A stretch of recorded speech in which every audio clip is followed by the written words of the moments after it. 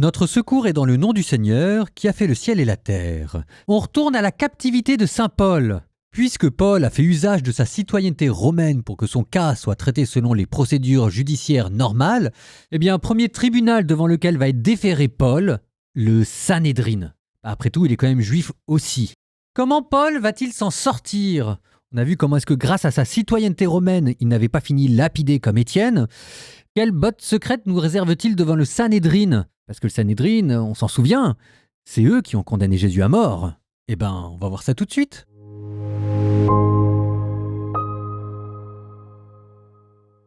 Actes des Apôtres, chapitre 23.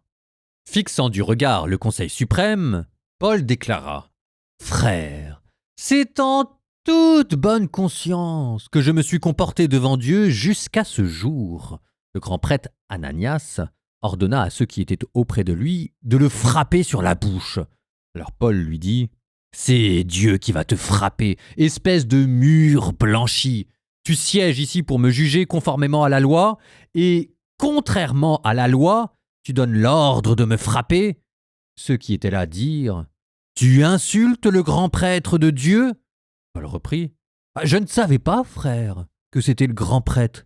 Il est écrit en effet : tu ne diras pas de mal d'un chef de ton peuple. » Sachant que le Conseil suprême se répartissait entre Sadducéens et pharisiens, Paul s'écria devant eux : « Frères, moi, je suis pharisien, fils de pharisien, et c'est à cause de notre espérance, la résurrection des morts, que je passe en jugement. » À peine avait-il dit cela qu'il y eut un affrontement entre pharisiens et sadducéens, et l'assemblée se divisa.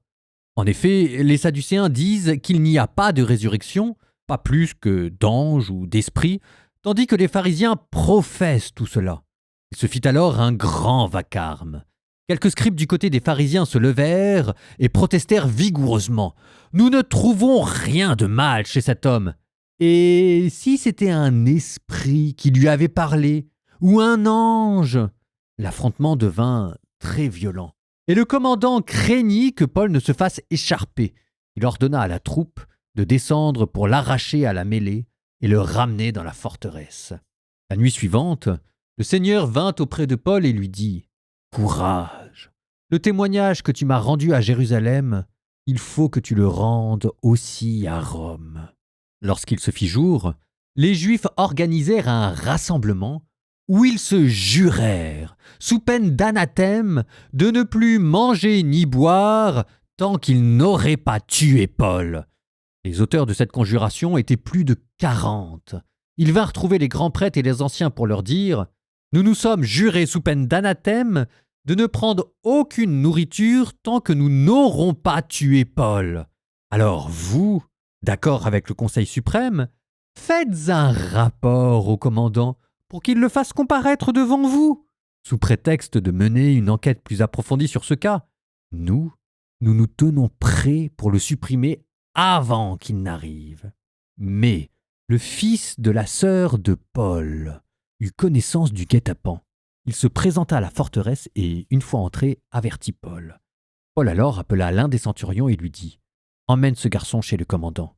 Il doit l'avertir de quelque chose. » Le centurion le prit avec lui et le mena chez le commandant, auquel il dit : « Le prisonnier Paul m'a appelé pour me demander de t'amener ce jeune garçon qui a quelque chose à te dire. » Le commandant prit celui-ci par la main, l'emmena à l'écart et l'interrogea en particulier. « De quoi dois-tu m'avertir ?» Il répondit : « Les Juifs ont convenu de te demander de faire comparaître Paul demain devant le Conseil suprême sous prétexte d'une information plus approfondie sur son cas. Mais toi, ne leur fais pas confiance. En effet, parmi eux, plus de 40 hommes préparent un guet-apens contre lui.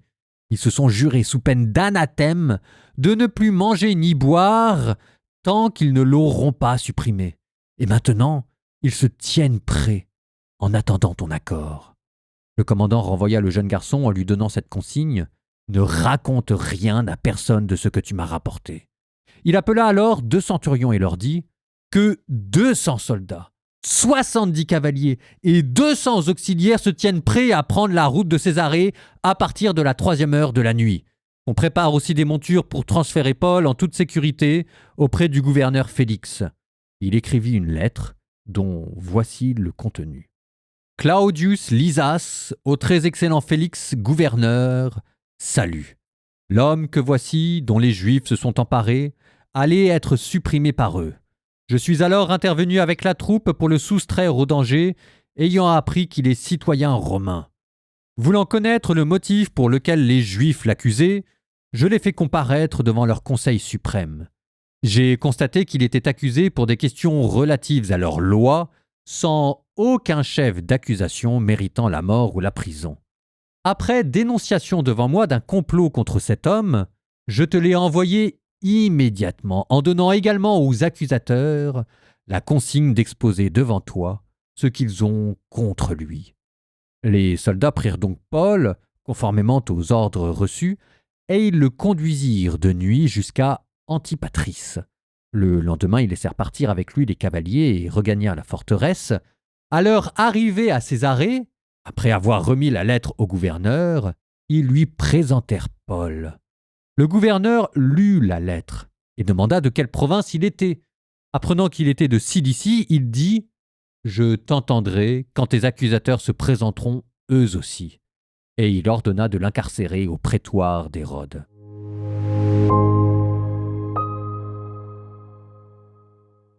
Nous sommes donc devant le Sanhédrin, ou Sanhédrin, composé de 71 membres, une référence aux 70 anciens qui accompagnaient Moïse dans le désert, initialement composé uniquement de grandes familles sacerdotales, les grands prêtres, les Sadducéens, mais qui peu à peu avaient dû laisser la place à des laïcs. Et les laïcs ici, c'étaient les pharisiens.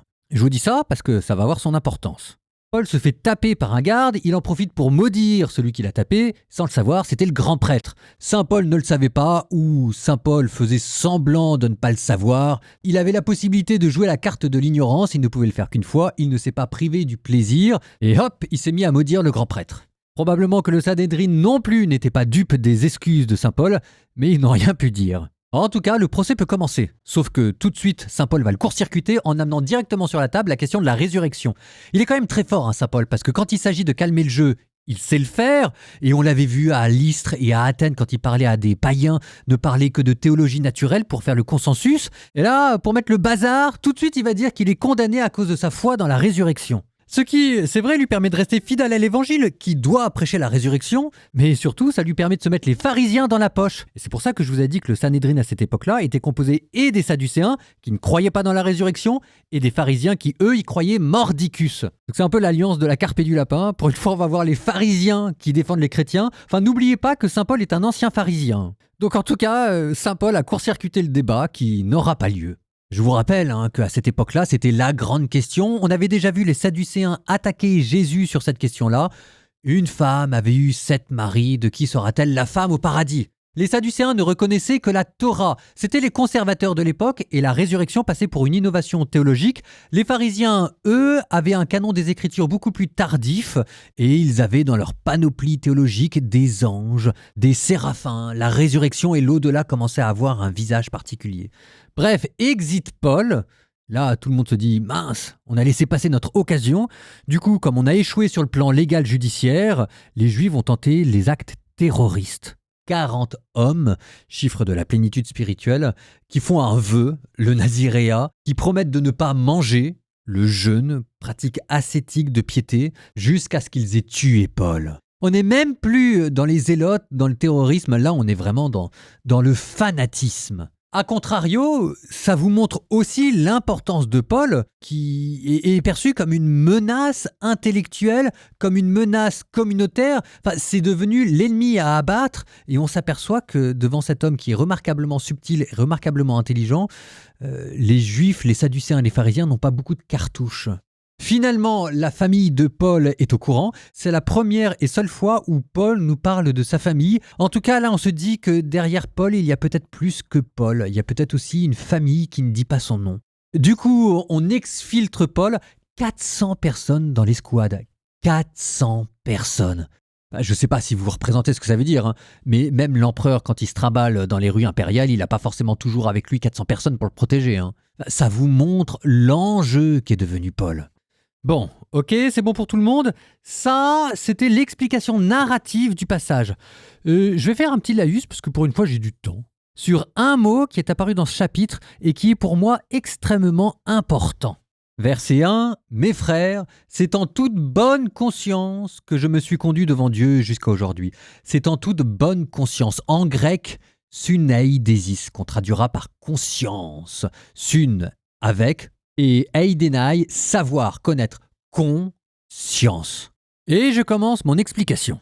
C'est un principe moral qui est assez important chez saint Paul qu'on a retrouvé à de nombreuses occasions, par exemple dans la lettre aux Romains, quand on vous parle par exemple des païens qui délibèrent en eux-mêmes dans le tribunal de leur conscience. Ça vient de la philosophie grecque. On parlait d'un tribunal de la conscience, la voix de la raison qui se parlait avec elle-même. Mais c'est une catégorie anthropologique qui n'existe pas dans la Bible, qui, elle, parle de cœur.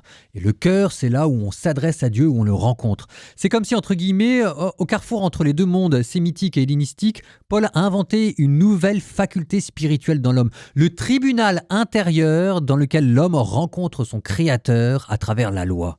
Je le dis et j'insiste sur ce mot parce que petit à petit, cette conscience, cette suneidesis, va devenir pour les chrétiens la partie la plus noble de l'âme, la partie la plus importante de l'homme. Vatican II, Gaudium et Spes, paragraphe 16.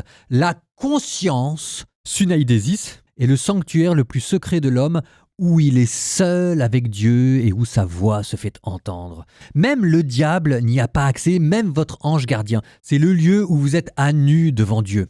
Cette suneidesis grecque va connaître une curieuse histoire dans la théologie médiévale latine. Les copistes vont se tromper, ils vont voir d'un côté la suneidesis, de l'autre côté la conscientia, alors que c'est le même mot qui traduit l'un et l'autre, ils vont croire que ce sont deux mots différents, et ils vont inventer ce qu'on appelle la syndérèse, qui est une traduction maladroite de suneidesis. Ce qui vous donne chez saint Thomas d'Aquin, tout le monde se prépare. La syndérèse, c'est l'orientation fondamentale de l'âme vers le bien, le fond de l'âme. Quelque chose qui ne peut pas être cassé. C'est la manière dont Dieu vous a créé. Il vous a orienté vers le bien. Il y aura toujours en vous quelque chose, que vous le vouliez ou pas, qui sera tourné spontanément vers le bien. C'est par exemple quand quelqu'un dit « Je sais bien qu'au fond de moi, ça n'était pas bien ce que je faisais ». Eh bien ça, c'est la synthérèse. Alors tout le monde est en train de se dire « Mais pourquoi est-ce qu'il nous parle de tout ça, le frère Paul Adrien ?» Je vous dis ça parce que c'est très important. C'est exactement sur ce mot-là, de suneidesis, que vous pouvez articuler théologie morale et théologie spirituelle. Parce qu'il y en a un peu marre d'avoir que de la théologie morale qui nous dit il y a le bien, il y a le mal, comme s'il y avait des cases à cocher.